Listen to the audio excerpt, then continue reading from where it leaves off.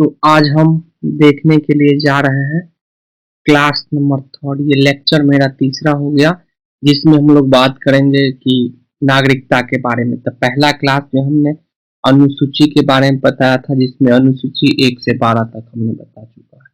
1 से 12 तक हम कर चुके हैं। उसके बाद नेक्स्ट हमने इससे पहले वाले वीडियो में किए थे, भाग 1 पढ़ चुके हैं। ठीक है, तो आज हम भाग 2 पढ़ने के लिए जा रहे हैं। तो भाग 2 में जो भी इम्पोर्टेंट बात है उसको देखेंगे। तो आइए,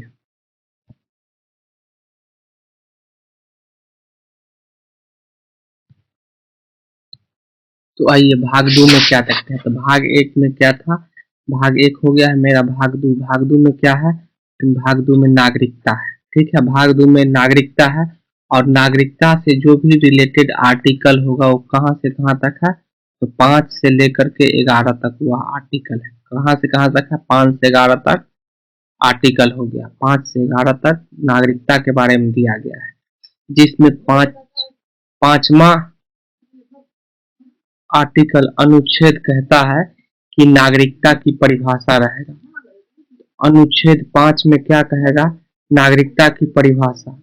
तो नागरिकता का परिभाषा क्या होता है उसको हम लोग देखते हैं। तो जन्म भारत में हुआ हो, नागरिकता की परिभाषा में है पहला जन्म भारत में हुआ हो, या फिर दूसरा है माता पिता में कोई एक भारत का नागरिक हो। ठीक है, तो हम आर्टिकल 5 पढ़ रहे हैं, अनुच्छेद 5 पढ़ रहे हैं। 5 में पढ़ लेते हैं पहला, दूसरा और तीसरा। तीसरा नंबर कह रहा है जो न्यूनतम 5 वर्ष से भारत में निवास कर रहा हो। तो आर्टिकल 5 हमने पढ़ लिया है, जिसमें नागरिकता का परिभाषा दिया गया है।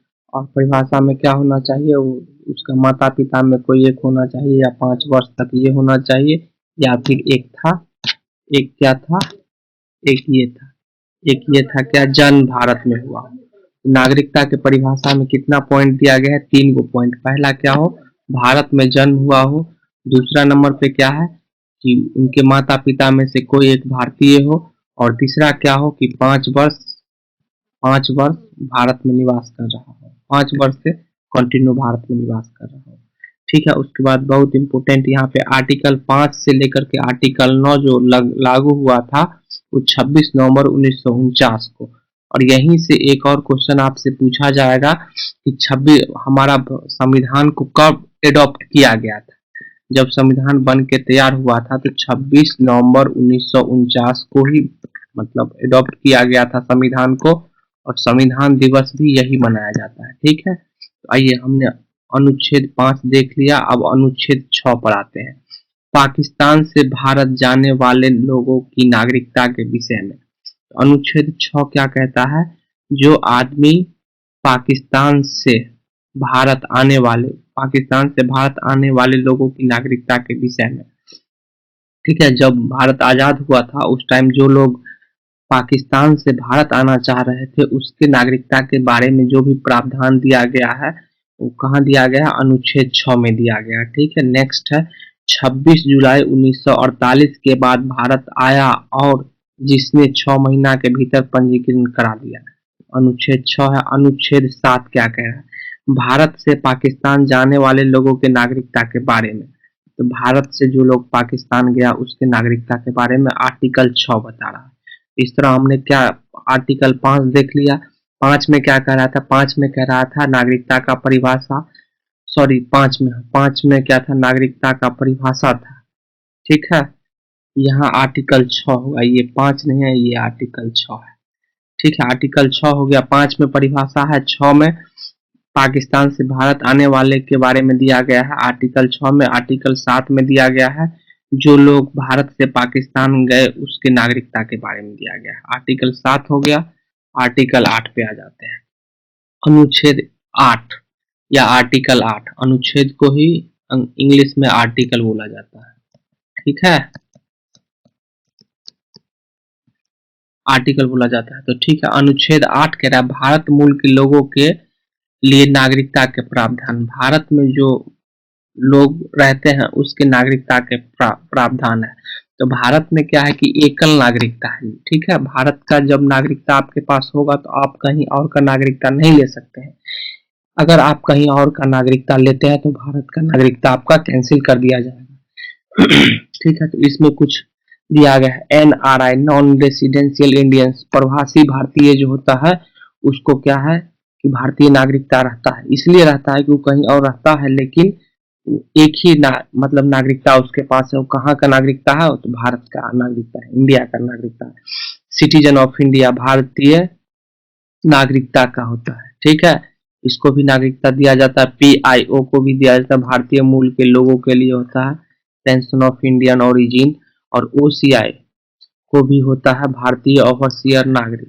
ठीक है ना, ओवरसियर सिटीजन ऑफ इंडिया। ये चीज समझ में आ गया होगा। तो हमने 5 को पढ़ लिया, हमने 6 को पढ़ लिया, हमने 7 को पढ़ लिया, हमने 8 को पढ़ लिया।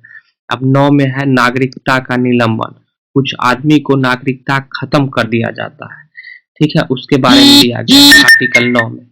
ठीक है, आर्टिकल 9। आर्टिकल 10 में क्या है कि नागरिकता के अधिकारों का संरक्षण। नागरिकता का जो आपका अधिकार है उसका संरक्षण का काम करना भी आर्टिकल 10 में दिया गया है कि उसके संरक्षण के बारे में। तो आर्टिकल 10 हो गया। अब आर्टिकल 11 पे आ जाते हैं। आर्टिकल 11 में संसद को अधिकार है कि वह नागरिकता के कानून में आ सकती है। संसद को अधिकार है कि वह नागरिकता के कानून में आ सकती है। नागरिकता अधिनियम जो बना था 1955 में बना था, लेकिन इसमें बार बार संशोधन किया गया, अमेंडमेंट किया गया था।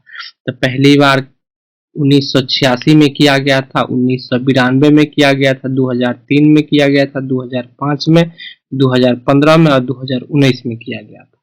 ये नागरिकता का इतना बार संशोधन किया गया था। तो इतना पुराना तो नहीं पूछता है, इसमें ये पूछ सकता है लास्ट टाइम कब किया गया था, तो 2019 में किया गया था।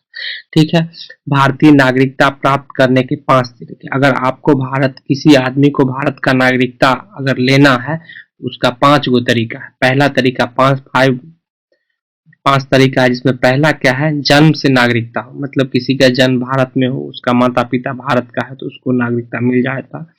वंशानुगत से, ठीक है, जन्म से होता है, वंशानुगत नागरिकता होता है, वंशानुगत नागरिकता होता है, उसका पंजीकरण से नागरिकता। अगर आप कहीं और से आ रहे हैं तो पंजीकरण करा लीजिए तो नागरिकता मिल जाए, या फिर देशीकरण से।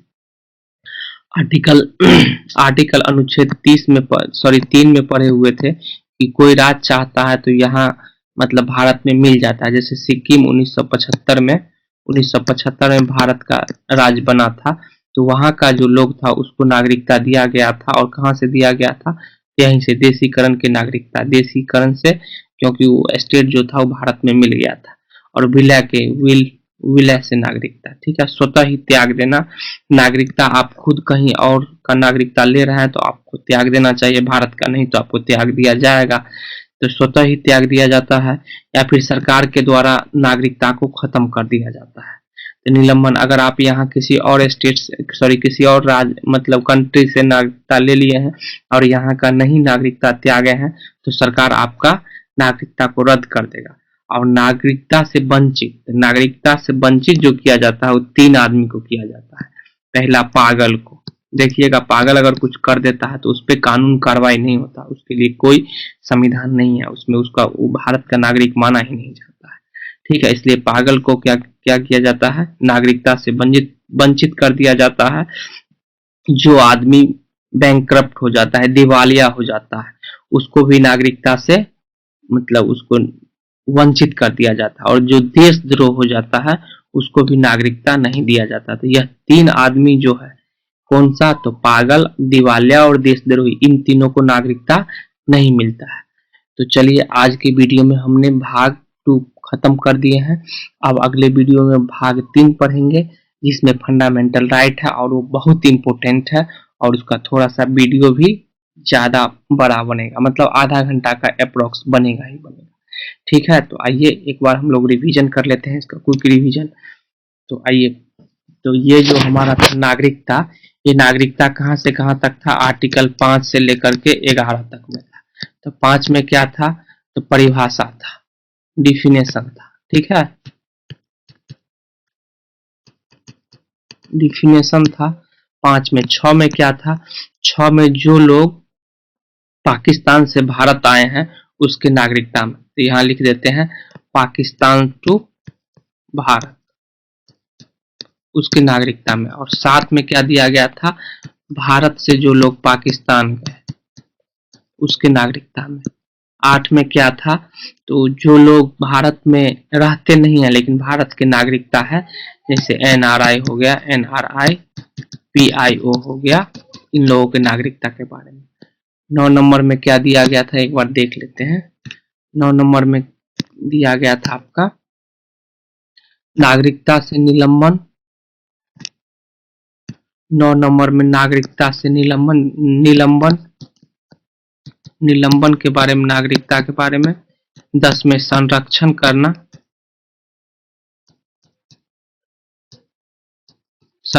करना। और 11 में क्या दिया गया था, 11 में दिया गया था कि संसद को अधिकार है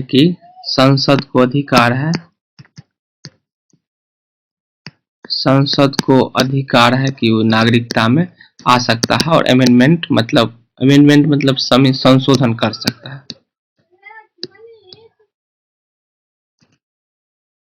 ठीक है, तो इस तरह से आप समझ सकते हैं। और ये मेरा क्विक रिवीजन था, इस पे हैंडराइटिंग मेरा नहीं बैठ रहा है, नहीं तो हम अगर इस वीडियो में लास्ट में प्रयास करेंगे कि अच्छे से लिखने का, तो यहाँ पे रिवीजन करने टाइम में भी आप लोगों को बहुत इजी मिलेगा, क्योंकि 25-30 सेकेंड में आपका क्विक रिवीजन हो जाएगा।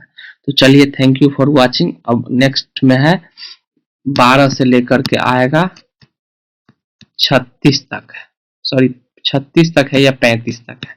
इसमें क्या है, फंडामेंटल राइट है। ठीक है, तो फंडामेंटल राइट के साथ हम लोग मिलते हैं अगला वीडियो में। तब तक के लिए थैंक यू।